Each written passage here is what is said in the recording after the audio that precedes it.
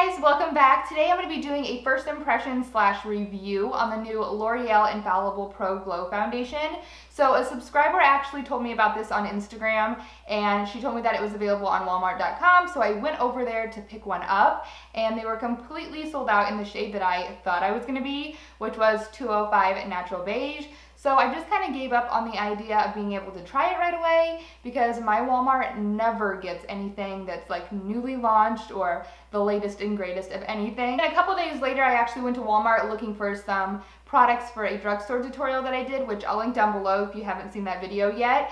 And I stumbled across this, and I was so shocked that my little old Walmart actually had something that was a new release. So of course I went ahead and picked it up, and they only had 2 left in the shade that I thought I was going to be, which was 205 Natural Beige. But this is the one that I would have picked out online, and it seems to be the best match out of the color selection that they did have. And I believe that there's only 9 shades right now, which isn't the greatest color selection. So just thought I would throw that out there. They don't have a whole lot of darker skin tone shades, but I did hear through the grapevine that they're supposed to be releasing some more shades soon. So be on the lookout for that if you don't see your color match right away. So the reason why this is going to be kind of like a first impression / review is because I have wore this one time. I wore this 2 days ago to an outside theater, so it was extremely hot that day. I think it was like 96 degrees with really high humidity. I wore it from about 3 o'clock in the afternoon to about 11 o'clock at night. And I was outside the entire evening. So from like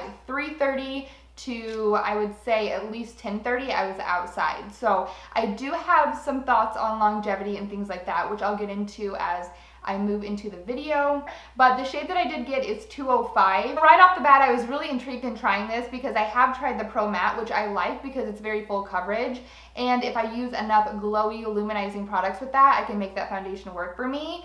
But this one said Pro Glow, and of course, anything glowy on my dry skin I love. And just for the record, if you're new to my channel, I do have dry skin, and I do have a little bit of acne-prone skin. I break out quite often in this area. I like to be a little bit more illuminated than probably the average person because I don't like to look dry. So when I saw that this was a Pro Glow, I was very intrigued by it. So I'm just gonna go ahead and jump into actually applying the foundation, kind of demoing it out for you guys, and then just kind of take you along, let you know what I think now that I'm applying it for the second time, and I'll also give you kind of my feedback on wearing it one full day. So to start off, this is what the actual packaging looks like. It's very similar to the Pro Matte packaging, only this is a glossy packaging, and the Pro Matte is kind of like that frosted packaging. I like the fact that this is in a squeeze tube, which is very convenient, a little bit more sanitary, and I just like it. I just think it's very easy to use. So right off the bat, I do notice that this product is very liquidy. The whole cap is filled with the foundation, which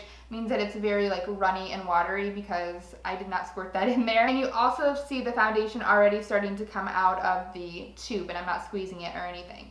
So I'm gonna go ahead and apply a little bit to the back of my hand. So about that much, and you can see how runny it is. It's already running down my hand right there. So I'm gonna go ahead and go in with my new favorite foundation brush on one side of my face and the Beauty Blender on the other, just so that you guys can kind of see a comparison of the two. And my new favorite foundation brush, by the way, is the Tweezerman Flat Top Foundation Brush. And I will talk more about this in my favorites video because it's so good, you guys. So I'm just going to take a little bit onto the brush. So I'm just going to dip my brush into the foundation and start applying on this side of my face.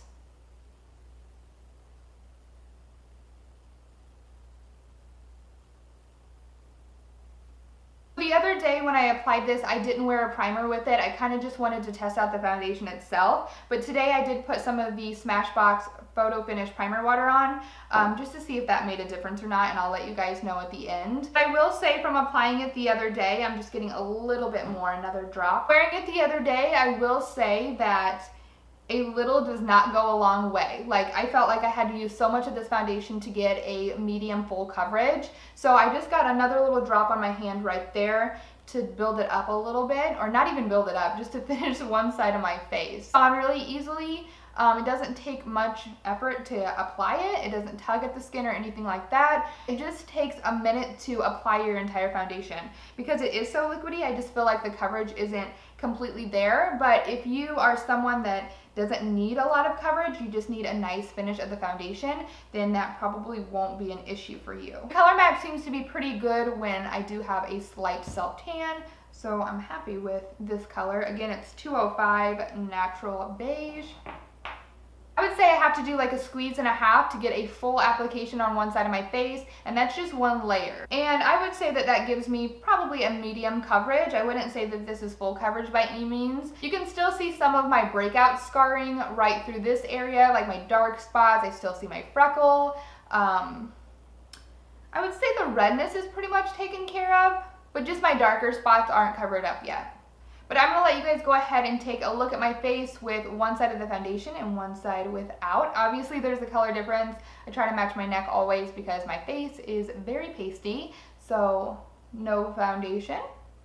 I also wouldn't say that this is like a glowy foundation. I feel like this is a perfect glow for someone with oily skin. If you have dry skin, I feel like we would want to be a little bit more glowy. But the finish is really pretty. It's just not what I would consider like a glowy foundation like the L'Oreal True Match Lumi. To me, that's like a glowy foundation. I'm a fan of the fact that this actually sets on my face, so you could go in and apply blush and bronzer and not have to worry about setting it with a powder if you're someone with dry skin, because it sets on its own. With that being said, it does settle into some of my fine lines, like my smile lines right through here.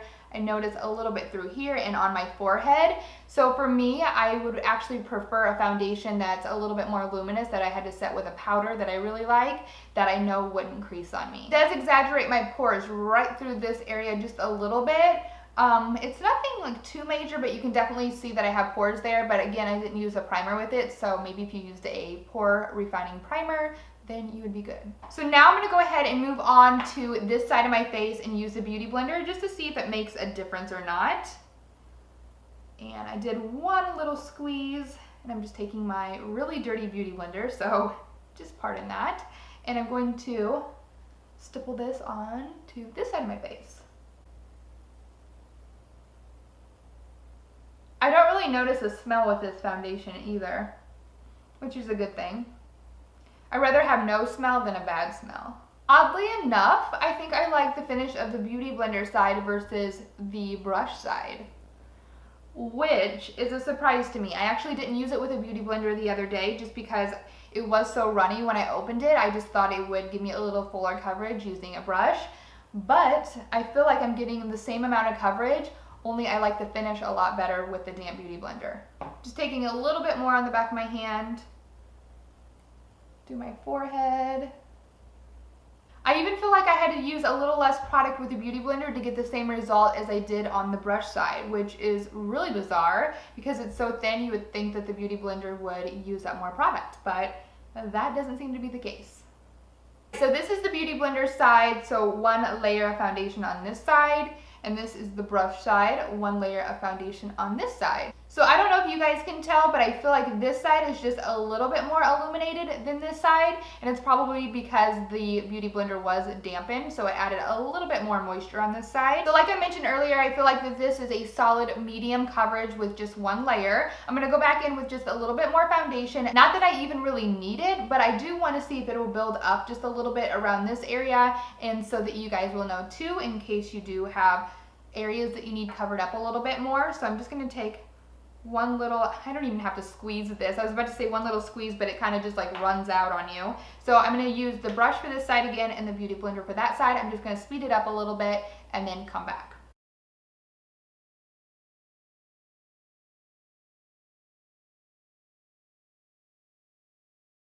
I do find that it builds up really easily, and it doesn't really feel like I'm wearing any foundation or there's anything on my face at all. It feels very light, which is awesome because I did have to use about 2.5 little drops or squeezes on each side of my face just to build up to the coverage that I wanted, but it did layer really nicely. Just looking at it here in the mirror, the only issue that I can see is the pore issue, which could be fixed with a primer.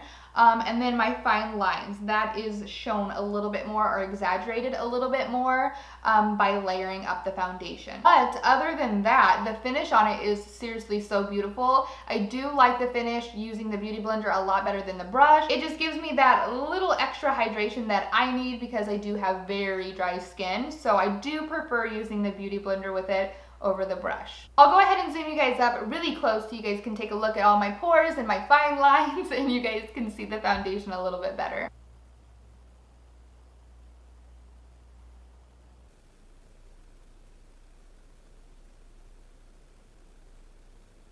I hope that gave you a little bit of a better idea of how the foundation looks up close. Now I'm going to go ahead and apply the rest of my makeup. So blush, bronzer, finish my eyes, and put a little bit on my lips, and I'll be right back to show you all of the other products layered on top of it.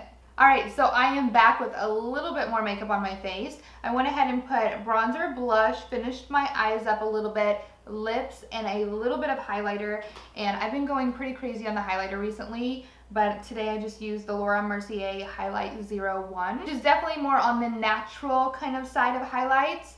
It's very subtle in my opinion. It still gives a really nice glow, but it's nothing like Champagne Pop or, you know, any of the Becca ones. I didn't want to go too crazy on the highlight because I wanted you guys to still be able to see the foundation. And to be completely honest, if I didn't use a highlighter to kind of, you know, give my skin some life, I probably wouldn't like the foundation as much as I do once I have highlight on. So going back kind of to the basics about the foundation, I believe that it retails for $12.99 on the Walmart.com, but I picked mine up for $10.99. I actually think that's a really good price for a drugstore foundation because some of the foundations are like getting up there, like $15, $16, which I think it's kind of crazy for a drugstore foundation, but they have been coming out with some pretty good products, and I like that everything's very accessible to people that don't want to maybe shop online or go to a department store. So I think the $10 price point is pretty good. You do, of course, get the standard 1 fluid ounce of foundation, and they say that this foundation is a radiant finish,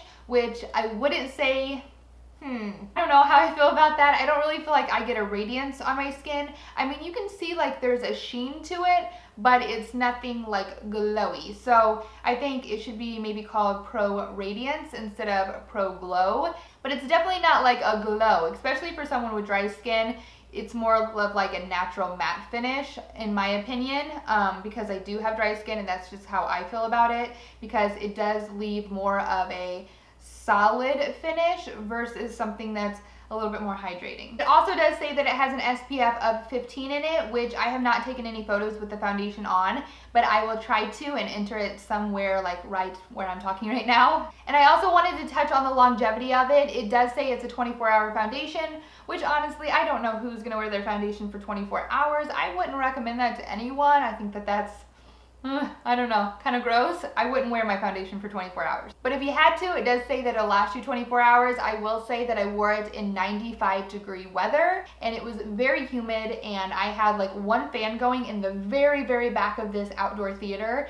So, I mean, it was toasty in there, and my makeup lasted me the entire evening. I got home that night and I looked in the mirror to go take my makeup off. Like, my blush was still popping, my bronzer was still in place. So I would say it does last, and I think it's a great foundation if you have dry skin to wear in the heat. I can't necessarily speak for anyone that does have oily skin because I have dry skin, but I feel like this would be like your perfect glow, because to me it's not super glowy, it's more of just like a sheen on the skin where it doesn't look flat.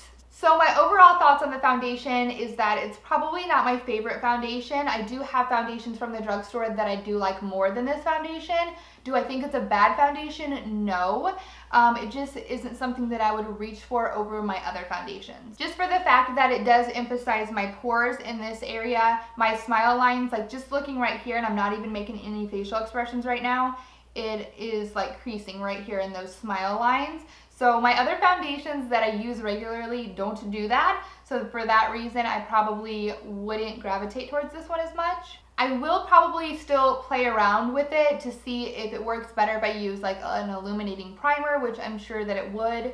But overall, it's not my favorite foundation, but it's not a bad foundation. And I think if you're someone with more normal skin to normal oily skin, you would like this foundation as kind of a glowy foundation. So those are pretty much all of my thoughts on the L'Oreal Infallible Pro Glow Foundation. I hope you guys enjoyed this. It was a little bit different since it's not really a first impressions, yet it's not a review. It's kind of right there in the middle, but I think it's kind of fun to do it that way. It kind of changes things up. Like I said, I will test it out a little bit more and of course update you guys. So if you're not subscribed to my channel yet, be sure to subscribe. And also let me know any other foundations you guys would like me to test out and give my thoughts on. And I hope you guys have a good rest of your day, and I will talk to you guys very shortly in my next one. Bye.